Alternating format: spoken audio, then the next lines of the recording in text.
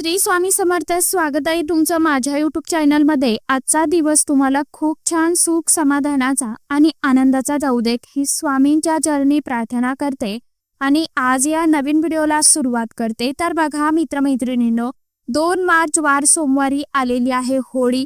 दरवर्षी फाल्गुन महिन्यातील पौर्णिमेला होळी हा सण साजरा केला जातो. तर 2 मार्चला हुताशनी पौर्णिमा आहे आणि या दिवशी होळी हा सण साजरा केला जाणार आहे.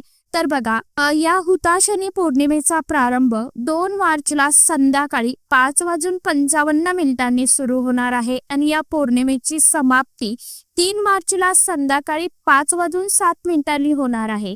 म्हणजेच काय, तर फाल्गुन पौर्णिमा म्हणजेच हुताशनी पौर्णिमा, जिला आपण होळी पौर्णिमा म्हणतो किंवा बोंबची पौर्णिमा म्हणतो, तर ती 2 मार्च 2026ला सोमवारी असणार आहे आणि याच दिवशी आपल्याला होळी पेटवायची आहे. होळी प्रज्वलित केली जाणार आहे. तसेच 3 मार्चला ग्रस्तोदित चंद्रग्रहण आहे आणि चंद्रग्रहण तसंच प्रदोष काळ सुरू होण्यापूर्वीच पौर्णिमा समाप्ती होत आहे. म्हणून धर्मसिंधू या ग्रंथामधील वचनानुसार होळीचं दहन म्हणजे होळी ही 2 मार्चला संध्याकाळी असणार आहे आणि 3 मार्चला धुलीवंदन आहे आणि याच दिवशी वर्षातील पहिलं चंद्रग्रहण सुद्धा असणार आहे. हे चंद्रग्रहण आपल्या संपूर्ण भारतामध्ये दिसणार आहे. त्यामुळे चंद्रग्रहणाचे नियम वेद जे आहेत तसेच सूतक काळ हा सुद्धा आपल्याला पाळावा लागणार आहे. होळी हा सण आपल्या हिंदू धर्मामध्ये अतिशय अत्यंत महत्वाचा मानला जातो. होळी सणाचं फक्त हिंदू धर्मातच महत्व नाही, तर ज्योतिषशास्त्रामध्ये सुद्धा हा सण खूप अतिशय अत्यंत महत्वाचा असतो. होळी दहन म्हणजे मनुष्याला आपल्या मनातील वाईट विचारांना होळीप्रमाणे आगीत जाळून राख करावी या गोष्टीचं प्रतीक आहे. होळीचा अर्थ केवळ लाकडे जाळणे किंवा गोवरी जाळणं नाही, तर आपल्या मनातील जो काही राग आहे, क्रोध आहे, अहंकार आहे आणि वासना यासारख्या वाईट प्रवृत्तीचा अग्निसाक्ष नष्ट करणे असाही होतो. आणि म्हणून हा सण आपण वाईटावरती चांगल्याची मात म्हणून साजरी करत असतो. या दिवशी आपल्यामध्ये असणारी नकारात्मक ऊर्जा, वाईट बाधा ह्या ज्या गोष्टी आहेत तर ती आपण होळीच्या अग्नीमध्ये जाळून टाकत असतो आणि चांगले गुण जे आहेत तर ते आपल्या अंगी बाळगत असतो. आणि म्हणूनच हा जो सण आहे तर तो मोठ्या आनंदाने उत्साहाने साजरा केला जातो. त्याचबरोबर या सणामागे अनेक धार्मिक कथा सुद्धा सांगितल्या जातात. धार्मिक दृष्टीने होळीचा दिवस हा खूप महत्वाचा असल्यामुळे या दिवशी ज्योतिषशास्त्रामध्ये सांगितलेले काही महत्वाचे नियम जे आहेत तर ते आपण होळीच्या दिवशी आवर्जून पाळायचे आहे. होळीच्या दिवशी तुमच्याकडे कोणी कितीही काहीही मागितले तरीही आपल्याला या 3 वस्तू ज्या आहेत तर त्या चुकून देखील कोणाला द्यायच्या नाही. कारण की बऱ्याच लोकांना ही गोष्ट अजूनही माहीत नाही. जर आपण या होळीच्या पवित्र दिवशी आपल्या घरातून या 3 वस्तू जर कुणाला कळत न कळतपणे दिल्या तर माता लक्ष्मी साक्षात साथ सोडून जाईल. घरात दारिद्र्य, गरिबी, दुःख येईल. कुटुंबामध्ये आर्थिक समस्या यायला सुरुवात होईल. घरात भांडणे, आजारपण हे देखील येईल. तर अशा नेमक्या कोणत्या 3 वस्तू आहे ज्या आपल्याला या होळीच्या दिवशी चुकून देखील कोणाला द्यायच्या नाही, याविषयीची संपूर्ण माहिती आजच्या या नवीन व्हिडिओमध्ये मी तुमच्या बरोबर शेअर करणार आहे. त्यामुळे तुम्ही हा व्हिडिओ स्किप न करता शेवटपर्यंत नक्की बघा. चॅनलवरती तुम्ही जर हा व्हिडिओ पहिल्यांदा बघत असाल तर चॅनलला आवर्जून सबस्क्राईब करा आणि असेच नवनवीन माहितीपूर्ण व्हिडिओ बघण्यासाठी समोरील बेल आयकॉनलाही प्रेस करा. त्यामुळे काय होईल, जेव्हा कधी मी नवीन व्हिडिओ अपलोड करेल तर सर्वात अगोदर त्याचं नोटिफिकेशन तुम्हाला मिळेल आणि तुम्ही एकही व्हिडिओ मिस करणार नाही. तर बघा मित्रमैत्रिणींनो, मी तुम्हाला ज्या वस्तू सांगणार आहे तर ह्या वस्तू आपल्याला होळीच्या दिवशी आणि धुलीवंदनच्या दिवशी या दोन्ही दिवशी कुणाला चुकून देखील द्यायच्या नाही. 2 मार्चला होळी असणार आहे, 3 मार्चला रंगपंचमी धुलीवंदन असणार आहे. तर या दोन्ही दिवशीचे हे काही नियम मी तुम्हाला सांगणार आहे तर ते आवर्जून आपल्याला पाळायचे आहे. हा सण जो आहे तर आपल्या हिंदू धर्मामध्ये अतिशय अत्यंत महत्वाचा आनंदाचा सण मानला जातो. या पवित्र दिवशी आपण वाईट गोष्टीचा त्याग करण्यासाठी होळी पेटवत असतो. मंदिरासमोर सुद्धा होळी पेटवली जाते, गल्लीमध्ये सुद्धा होळी पेटवली जाते. काही ठिकाणी घरोघरी छोटीशी का होईना होळी जी आहे तर ती स्वतः पेटवली जाते. तुमच्याकडे जशी प्रथा असेल त्याप्रमाणे तुम्ही होळी पेटवू शकता. त्या होळीमध्ये काही प्रकारच्या वस्तू सुद्धा अर्पण केल्या जातात. म्हणजेच काय, वाईट गोष्टी ज्या आहेत तर त्या आपल्या आयुष्यातून या दिवशी त्या होळीमध्ये अग्नीमध्ये जाळून टाकल्या जातात. आणि याच दिवशी जर आपण काही वस्तू जर इतरांना दिल्या किंवा काही वस्तू जर आपण दान केल्या तर त्याचा वाईट परिणाम जो आहे तर तो आपल्याला जीवनामध्ये भोगावा लागत असतो. बऱ्याच वेळा आपण असं म्हणत असतो की बघा की मी भरपूर मेहनत करत आहे, परंतु माझ्या कष्टाला, मेहनतीला म्हणावं तसं फळ मिळत नाही किंवा माझ्याकडे पैसा येत नाही, आला तरी तो टिकत नाही. अशा वेळी काय होतं की जेव्हा विशेष तिथी असते त्या तिथीवरती आपल्याकडून काही कळत न कळतपणे छोट्या मोठ्या चुका ज्या आहेत तर त्या होऊन जात असतात. म्हणून आपल्याकडे माता लक्ष्मी ज्या स्थायी स्वरूपात स्थिर राहत नाही. म्हणजेच काय, तर माता लक्ष्मी आपली साथ सोडून जाते. घरात गरिबी, दारिद्र्य जे आहे तर ते येऊ लागते आणि आपल्याला सुद्धा अनेक समस्यांचा सामना जो आहे तर तो जीवनामध्ये करावा लागत असतो. आणि म्हणूनच ज्योतिषशास्त्रानुसार अशा काही वस्तू सांगितल्या गेल्या आहे ज्या आपल्याला होळीच्या दिवशी चुकून देखील कोणाला द्यायच्या नाही. अगदी आपल्या जवळच्या असतील तरी सुद्धा आपल्याला द्यायच्या नाही. ज्या वस्तू मी तुम्हाला सांगणार आहे तर त्या द्यायच्या नाही. याचे वाईट परिणाम जे आहे तर ते तुम्हाला स्वतः भोगावे लागू शकतात. त्यामध्ये सगळ्यात महत्त्वाची गोष्ट म्हणजे होळीच्या दिवशी चुकून सुद्धा कोणालाही पैसे उधार देऊ नका, कोणाकडनं उधार पैसे घेऊ नका. ज्योतिषशास्त्रामध्ये असं म्हटलं गेलं आहे की जो कोणी या होळीच्या दिवशी इतरांकडून पैसे घेतो किंवा कर्ज घेतो त्याच्या घरी येणारे आशीर्वाद जे आहेत तर ते रखडतात, थांबतात आणि त्या घरातून माता लक्ष्मी हा कायमचा काढता पाय घेते. आणि म्हणून या दिवशी चुकून तुम्ही कर्ज घेऊ नका किंवा उसने पैसे जे आहे तर ते कुणालाही देऊ नका.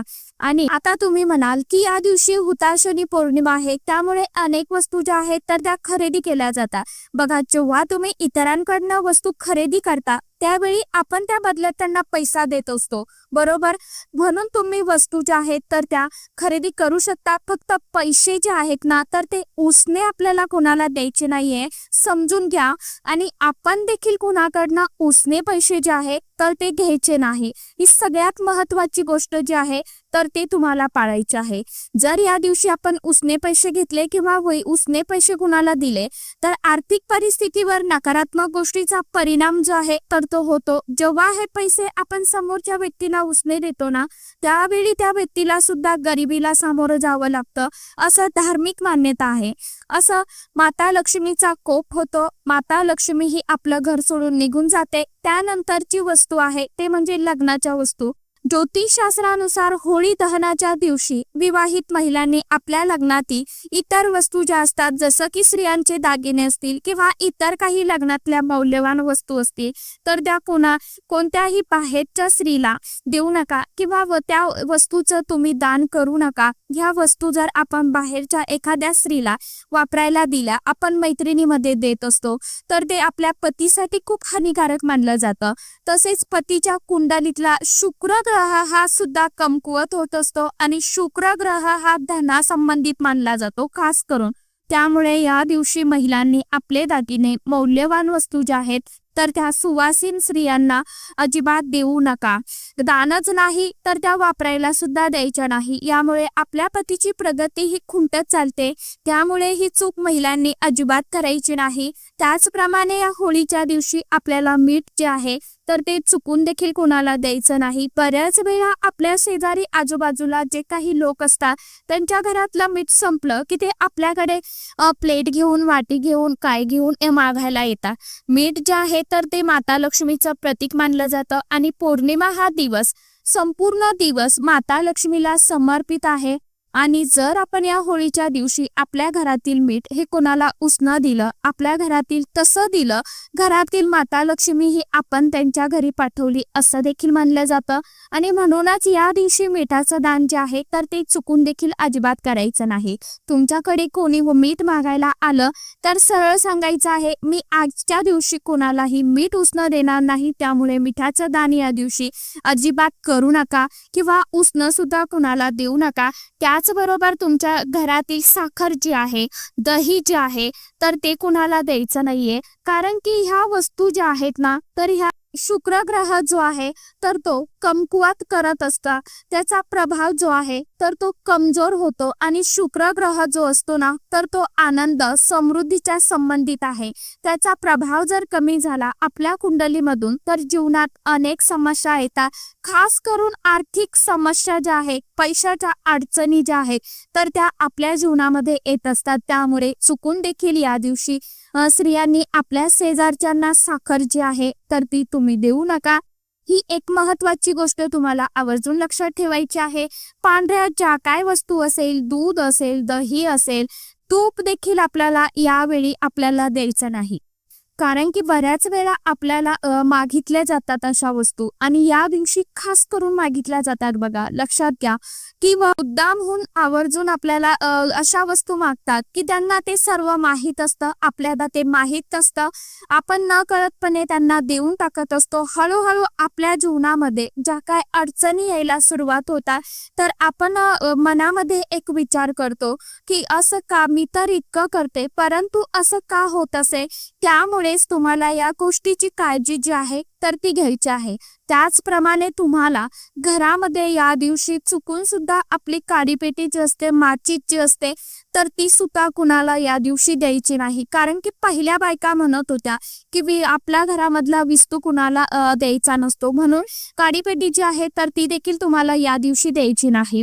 म्हणूनच सांगितल्याप्रमाणे आपण इतरांना ह्या वस्तू दिल्या तर माता लक्ष्मी आपलं घर सोडून कायमची निघून जाते. घरामध्ये दारिद्र्य, अलक्ष्मी येत असते. म्हणून या दिवशी चुकून सुद्धा आपल्या घरातील झाडू जो आहे तर तो कुणालाही द्यायचा नाही. ह्या काही महत्वाच्या वस्तू ज्या आहेत तर त्या आपल्याला होळीच्या दिवशी आणि धुलीवंदनच्या दिवशी म्हणजेच या 2 मार्च 3 मार्चला या दोन्हीही दिवशी आपल्याला या गोष्टींचे नियम पाळायचे आहे. कुणालाही द्यायच्या नाही.